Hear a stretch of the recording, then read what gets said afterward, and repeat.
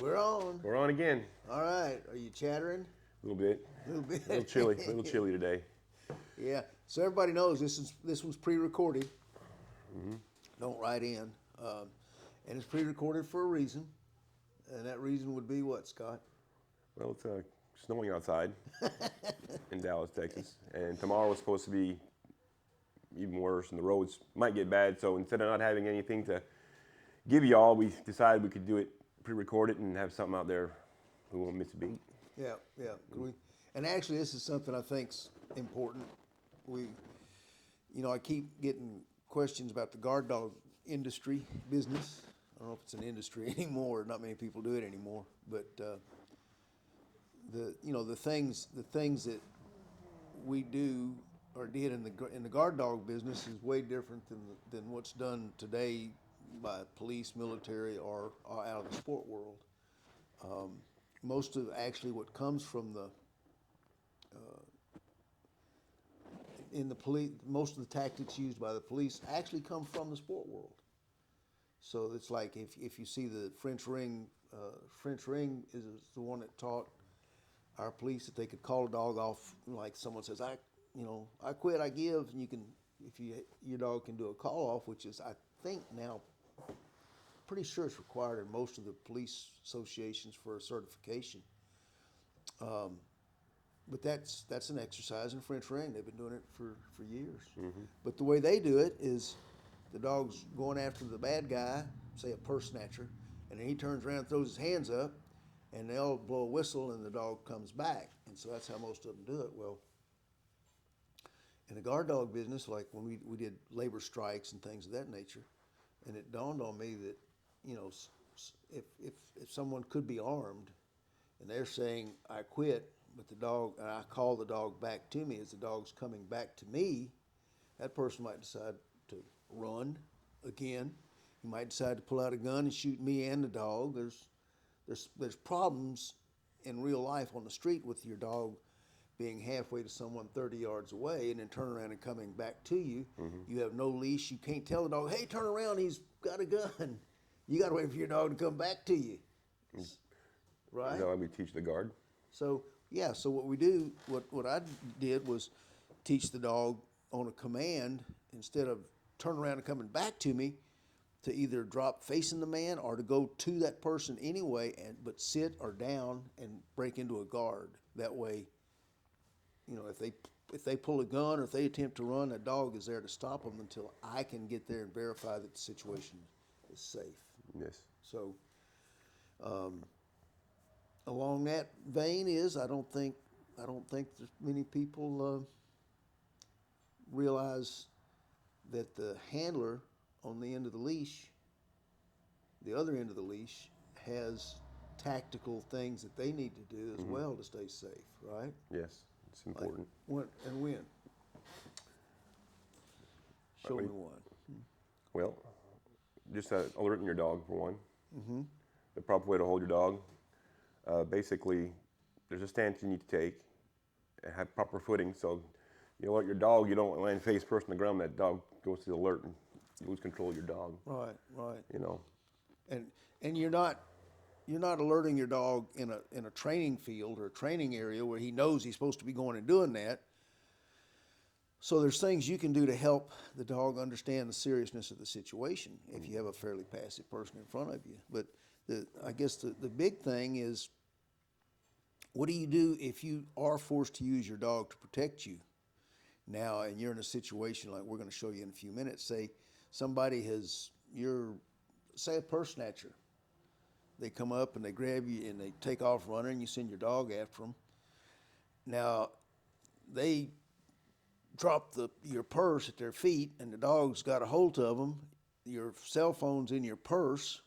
You can't call the cops. Do you really want to go up there as a civilian and take a chance on this person, grabbing you? How do you handle those sort of situations? What do you do? There's a lot of things that people don't think about because they've never been in real life situations, and so that's what we're going to kind of do.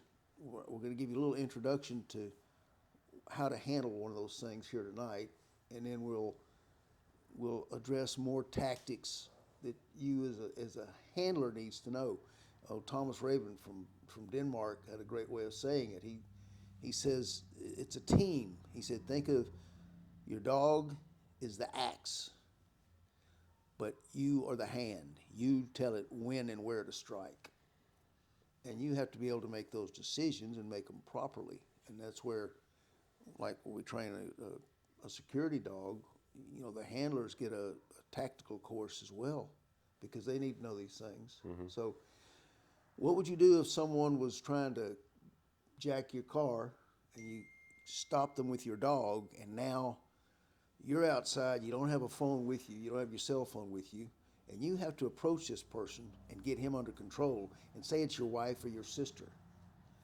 I'll show you one of our methods that we use, and you might be surprised at the handy tools that you have right in your hand to subdue people. Hit the lights.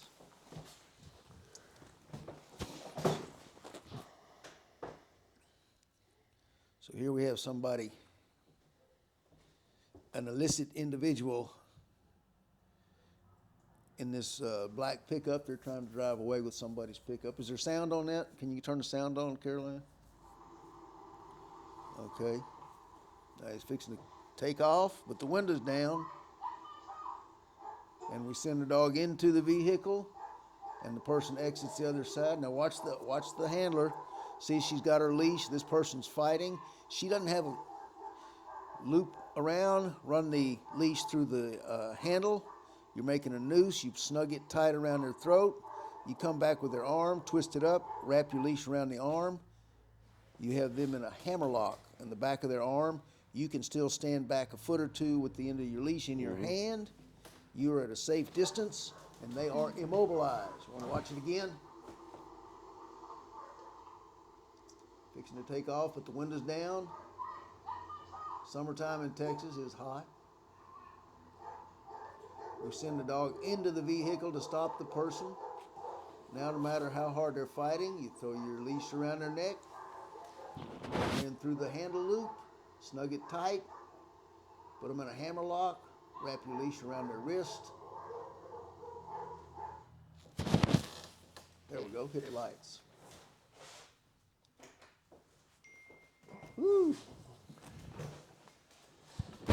And for our critics, by the way, because I hear a lot about they can't see our faces because of our hats, but we had a choice between running extra heaters or turning on lights tonight. I mean, for this, so the lights lost out. I'm sorry. You can basically hang meat in here. Yeah. Yeah. No, we are fair weather people. We are fair weather people. This ain't fair weather. So, but here you have a situation where, you know, she doesn't have the phone to call. She doesn't have a police squad to back her up. You know, if you were in the military, you'd have a whole squad behind you to go grab the perpetrator and throw him on the ground and manhandle him. But this is a lady by herself and about to lose her vehicle. So that's one of the tactics we use. Your leash has a lot of purposes that people don't think about. There's a lot of ways you can use it to protect yourself. Say, what are you going to do if 3 or 4 people come to attack you? I see all these sport people where they walk around in a circle and circle all the way around, but what if one person's coming from here, one person's coming from here? Your dog can mow them off, and you use your leash to protect yourself. Yeah. And how do you use a leash to protect yourself? That's some of the things we're going to get into when we start this series next week. So tell your friends, tell your neighbors, come out, take a look. We're going to go look for a heater. What do you think, Scott? I think so. But also, before we go, though, handlers, to me, handlers, this is important. Training a handlers, this is important as training a dog. And you get a lot of board and trains. People drop their dogs off. Dogs get trained for protection work, but they get a crash course. They don't really have a feeling. It's a feeling. It's your umbilical cord. That leash and that dog, and you can feel that dog, what that dog's doing, and he feels what you're doing. Good point. That's why we have training sessions out here. People come in, bring their dogs, and they work their own dogs, and you can see an improvement on them and the dog. They grow together, and it makes a hell of a team. Yeah. And that's what this next couple of things are going to be about. showing people how to be that team. Yeah. How do I appreciate it. When you're on the other end of it, you appreciate a good handler. yeah, absolutely. If you're the agitator, you certainly appreciate a good handler. So You know, a lot of people that train dogs, they'll tie in a bumper of a car or back tie him to a tree, and people stand and watch the dog work. Well, to me, that's not helping.